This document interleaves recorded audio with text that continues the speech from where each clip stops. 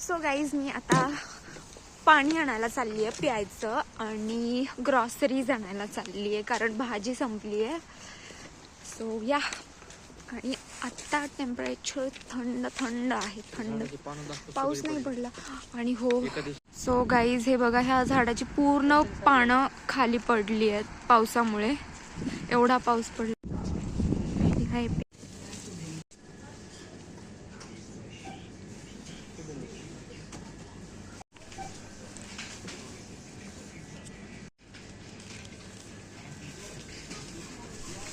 So guys, grocery shopping झाली आहे आणि आता मी पाणी भरत आहे, पाणी भरायला आली.